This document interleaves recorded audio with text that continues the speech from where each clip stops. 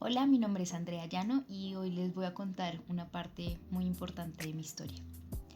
Yo nací en una familia que amaba a Dios, pero que no lo conocía de forma muy cercana. Nosotros creíamos por tradición, porque fue lo que se nos había enseñado siempre en la Iglesia Católica. Aunque mis papás me cuentan que desde jóvenes tuvieron sed de buscar al Señor, no era algo que la tradición y la religión pudieran satisfacer. En el año 98 hubo un terremoto en una ciudad de mi país, en Armenia, y mi papá, él trabajaba como ingeniero en el Minuto de Dios, fue enviado a la zona para dirigir parte de la reconstrucción. Un año más tarde nosotros nos mudamos con él, mi mamá y mi hermano, sin saber que no regresaríamos a Bogotá siendo los mismos. Durante ese tiempo que estuvimos allá, el Señor enfrentó a mis papás a tomar la decisión de salir de la tradición en la que habíamos estado por años y rendir sus vidas como siempre habían deseado.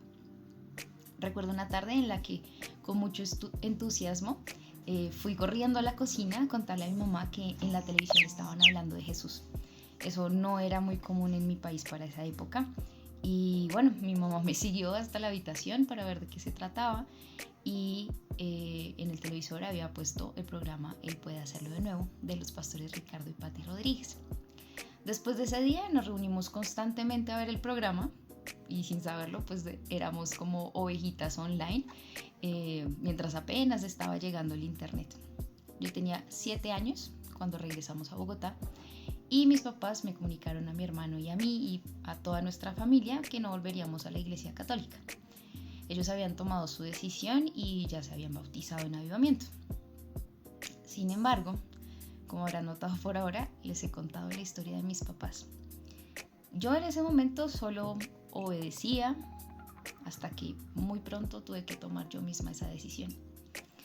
Yo solo era una niña, no entendía mucho la situación a la que llegábamos cuando regresamos a Bogotá, pero mi papá había perdido su trabajo por denunciar irregularidades y volvimos sin nada.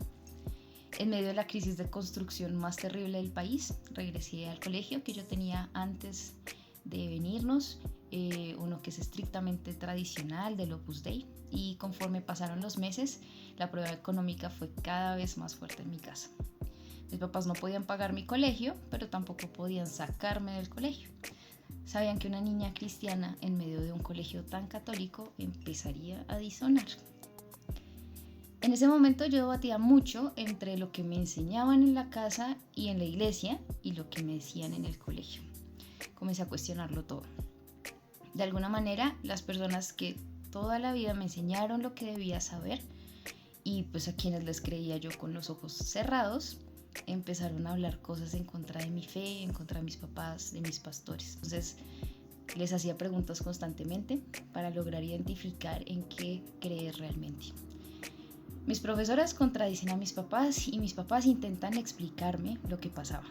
Entre estas discusiones, la única verdad en la que podía confiar y a la que todos me remitían era la Biblia.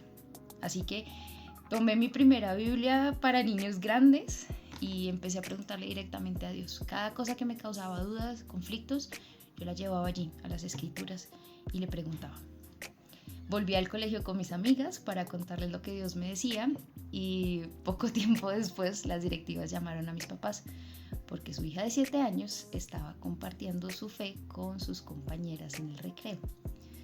No entendía cuál era el problema, ya que pues yo solo les repetía lo que había leído, solo sentía desprecio por parte de mis profesoras, mucha confrontación. Así pasaron algunos meses hasta que una mañana durante un servicio en la iglesia escuché el llamado a salvación que muchas veces le había escuchado al pastor y por primera vez entendí.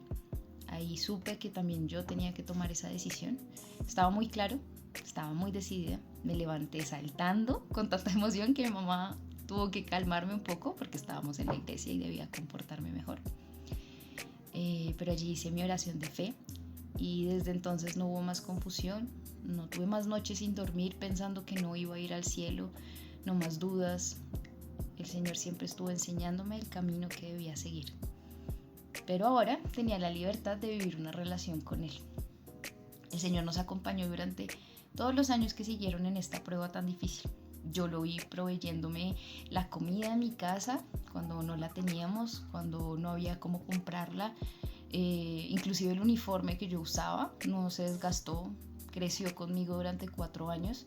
No podíamos cambiarlo y simplemente era el mismo hasta que ya cuando entré a bachillerato mis papás pudieron pagar la deuda y yo pude ingresar al colegio de la iglesia, el GCC.